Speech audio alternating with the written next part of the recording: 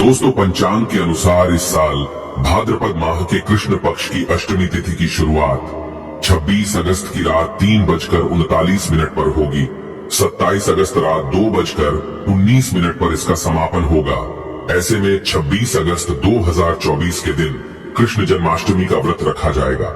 हर साल भाद्रपद मास के कृष्ण पक्ष की अष्टमी तिथि को कृष्ण जन्माष्टमी के रूप में मनाया जाता है। द्वापर में श्री कृष्ण परम पुरुषोत्तम भगवान का जन्म भाद्रपद की अष्टमी तिथि रोहिणी नक्षत्र और चंद्रमा वृषभ राशि में मध्य रात्रि में हुआ। उनके जन्म लेते ही दिशाएं स्वच्छ व प्रसन्न एवं समस्त पृथ्वी मंगलमय हो गई थी। विष्णु के अवतार श्री कृष्ण के प्रकट होते ही जेल की कोठरी में प्रकाश फैल गया। कृष्ण के प्राकट्य से स्वर्ग में देवताओं की धूम दुबिया अपने आप बज उठी तथा सिद्ध और चारण भगवान के मंगलमय गुणों की स्तुति करने लगे। दोस्तों, जन्माष्टमी व्रत का महत्व। शास्त्रों में जन्माष्टमी के व्रत को 1000 एकादशी व्रत के समान माना गया है। 100 बार गंगा स्नान करने का जो पुण्य मिलता है, मात्र जन्माष्टमी का व्रत करने से प्राप्त हो जाता है। जाप का अनंत गुना फल देने वाला जन्माष्टमी के दिन ध्यान, जाप और रात्रि जागरण का विशेष महत्व है। इसलिए जन्माष्टमी की रात में जागरण करके भगवान के भजन कीर्तन करने चाहिए। भविष्य पुराण में इस व्रत के संदर्भ में उल्लेख है कि जिस घर में यह देव का व्रत किया जाता है, वहां अकाल मृत्यु, गर्भपात, किसी भी मां के बच्चे गर्भ में नहीं मरते, गर्भ ठहरता है। वैधव्य, दुर्भाग्य तथा कलह नहीं होती। जो एक बार भी इस व्रत को करता है, उसे श्री कृष्ण का आशीर्वाद प्राप्त होता है। वो प्राणी संसार के सभी सुखों को भोग कर विष्णु लोक में निवास करता है। जन्माष्टमी पूजन विधि। हिंदू धर्म में भगवान श्री कृष्ण की पूजा सभी संकटों से निकालकर सुख, समृद्धि और सौभाग्य का वरदान देने वाली मानी गई है। जन्माष्टमी के दिन प्रातः जल्दी उठकर स्नान आदि से निवृत्त होकर स्वच्छ वस्त्र धारण करें। इसके बाद पूर्व या उत्तर की ओर मुख करके व्रत का संकल्प लें। अगर नॉर्थ ईस्ट में भगवान कृष्ण को लगाया जाए तो आप अपने जीवन में धर्म युद्ध में खड़े हैं, कर्म क्षेत्र में खड़े हैं, तो वहां आपकी जीत सुनिश्चित है और आपकी जितनी भी परेशानियां हैं उन्हें कान्हा दूर कर देते हैं। माता देवकी और भगवान श्री कृष्ण की मूर्ति या चित्र पालने में स्थापित करें। पूजन में देवकी वासुदेव, बलदेव, नंद, यशोदा आदि देवताओं के नाम जपें। रात्रि में 12 बजे के बाद श्री कृष्ण का जन्मोत्सव मनाएं। दोस्तों, जन्माष्टमी पर कान्हा को पीले चंदन या फिर केसर का तिलक जरूर लगाएं। साथ ही साथ उन्हें मोर का मुकुट और बांसुरी जरूर अर्पित करें। लड्डू गोपाल को पंचामृत से अभिषेक कराकर भगवान को नए वस्त्र अर्पित करें एवं झूला झुलाएं। तुलसी डालकर माखन, मिश्री व धनिये की पंजीरी का भोग लगाएं। तत्पश्चात आरती करके प्रसाद को वितरित करें। दोस्तों, कृष्ण जन्माष्टमी कब है? पंचांग के अनुसार इस साल भाद्रपद माह के कृष्ण पक्ष की अष्टमी तिथि की शुरुआत 26 अगस्त की रात 3:39 पर होगी। 27 अगस्त रात 2:19 पर इसका समापन होगा। ऐसे में 26 अगस्त 2024 के दिन कृष्ण जन्माष्टमी का व्रत रखा जाएगा। कृष्ण जन्माष्टमी की पूजा मध्य रात्रि की जाती है, इसलिए इस साल भगवान श्री कृष्ण का जन्मोत्सव 26 अगस्त 2024 सोमवार को मनाया जाएगा।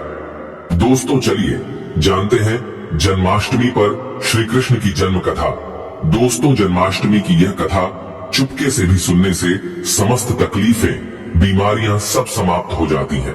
पितृदोष, मंगल दोष, काल सर्प दोष, शनि दोष तुरंत ठीक हो जाते हैं। आइए सुनते हैं जन्माष्टमी की कथा। दोस्तों, पौराणिक कथाओं के अनुसार भाद्रपद माह कृष्ण पक्ष की अष्टमी तिथि को भगवान कृष्ण ने माता देवकी की 8वीं संतान के रूप में जन्म लिया था। कृष्ण जी का जन्म मथुरा में कंस के कारागार में हुआ था। माता देवकी राजा कंस की बहन थी। कंस को सत्ता का लालच था। उसने अपने पिता राजा उग्रसेन की राजगद्दी छीनकर उन्हें जेल में बंद कर दिया था और स्वयं को मथुरा का राजा घोषित कर दिया था। राजा कंस अपनी बहन देवकी से बहुत प्रेम करते थे। उन्होंने अपनी बहन का विवाह वासुदेव से कराया था, लेकिन जब वह मां देवकी को विदा कर रहा था, तभी एक आकाशवाणी हुई कि देवकी का 8वां पुत्र कंस की मौत का कारण बनेगा। ये सुनकर कंस डर गया। उसने तुरंत अपनी बहन और उनके पति वासुदेव को जेल में बंद कर दिया। उनके आसपास सैनिकों की खड़ी पहरेदारी लगा दी। कंस अपनी मौत के डर से देवकी और वासुदेव के साथ संतानों को मार चुका था। कृष्ण जी का जन्म इसके बाद भाद्रपद महाकृष्ण पक्ष की अष्टमी तिथि को रोहिणी नक्षत्र अंधेरी रात में भगवान कृष्ण ने देवकी की 8वीं संतान के रूप में जन्म लिया। श्री कृष्ण के जन्म लेते ही कोठरी प्रकाशमय हो गई। आकाशवाणी हुई कि विष्णु जी ने कृष्ण जी के अवतार में देवकी के कोख में जन्म लिया है। उन्हें गोकुल में बाबा नंद के पास छोड़ आए और उनके घर एक कन्या जन्मी है, उसे मथुरा लाकर कंस को सौंप दे। कान्हा चले गोकुल धाम।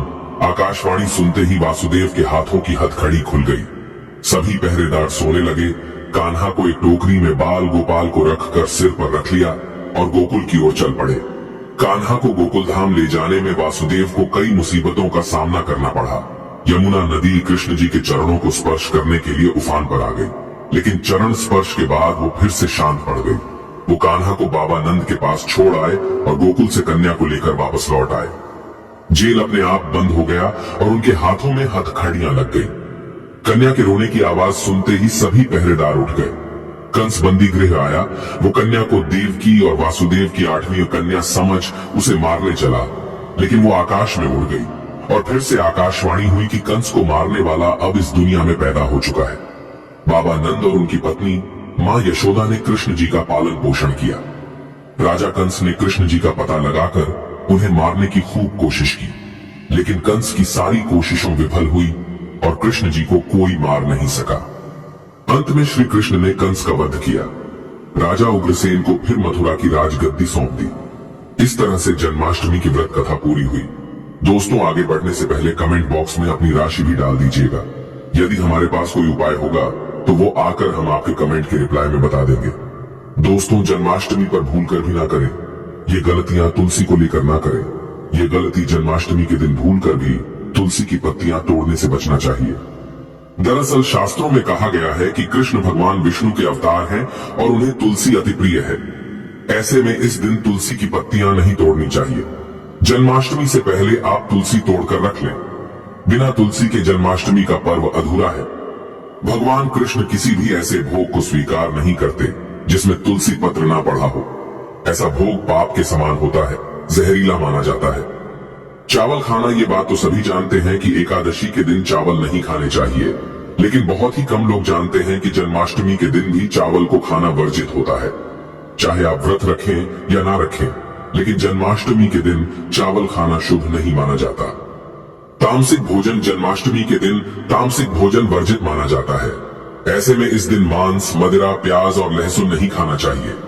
इस दिन गलती से भी लहसुन प्याज का खाना कभी मत बनाना, क्योंकि राहु केतु के कारण ही लहसुन प्याज की उत्पत्ति हुई है और भगवान विष्णु और राहु केतु के बीच में भीषण शत्रुता होती है। अनादर करना। भगवान कृष्ण के लिए सभी भक्त एक समान होते हैं। ऐसे में इस दिन किसी भी व्यक्ति का अनादर करने से बचना चाहिए। एक बार भगवान कृष्ण के भक्त ने एक व्यक्ति का अपमान कर दिया था।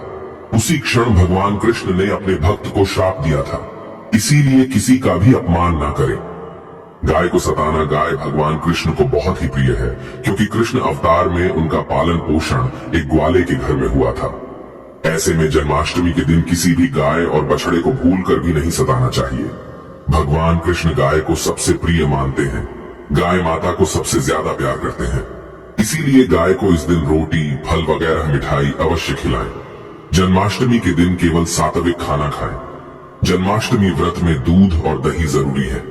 व्रत के दौरान ताजे फलों के शेक, लस्सी, छाछ या दूध का मजा ले सकते हैं। नारियल पानी पी सकते हैं। जन्माष्टमी के दिन पेड़ों को काटना भी अशुभ माना जाता है। श्री कृष्ण हर चीज में बसते हैं और हर चीज उनमें बसती है, बल्कि हो सके तो इस दिन ज्यादा से ज्यादा पेड़ लगाने चाहिए। इससे घर और परिवार में सुख और शांति बनी रहती है। भगवान कृष्ण सदा पीपल के वृक्ष में रहते हैं। पीपल वृक्ष पर जन्माष्टमी पर जल अवश्य अर्पित करें, इससे वो प्रसन्न जल्दी होते हैं। दोस्तों, जन्माष्टमी के दिन ब्रह्मचर्य का पालन करना अनिवार्य होता है। इस दिन पूरे पवित्र मन तन से भगवान की पूजा करनी चाहिए। कम से कम इस दिन पत्नी से दूर रहना चाहिए। जो पति पत्नी जन्माष्टमी पर एक दूसरे से दूर रहते और संयम और नियम का पालन करते हैं, तो उन्हें एक सुशील और सुंदर पुत्र की प्राप्ति होती है। ऐसे बालक का मुख भगवान कृष्ण की तरह होता है और शरीर भगवान कृष्ण की तरह कोमल होता है। जो लोग इस दिन व्रत रखते हैं तो उन्हें रात में 12 बजे से पहले अपना व्रत नहीं खोलना चाहिए। उससे पहले व्रत खोलने से पूजा का फल नहीं मिलता है और व्रत भी अधूरा माना जाता है। जन्माष्टमी पर करें इन मंत्रों का जाप। भगवान कृष्ण की कृपा से आपकी समस्त गरीबी दूर हो जाएगी। आप धनवान हो जाएंगे, माला माल हो जाएंगे। आपके घर में राधा रानी की कृपा बरसेगी, माता लक्ष्मी की कृपा बरसेगी। दोस्तों, श्री कृष्ण मंत्र क्रीम कृष्णाय नमः। भगवान श्री कृष्ण के इस मंत्र का जाप करने से धन धान्य की प्राप्ति होती है। ऐसे में जन्माष्टमी के विशेष अवसर पर इस मंत्र का जाप करने से साधक को शुभ फलों की प्राप्ति होती है।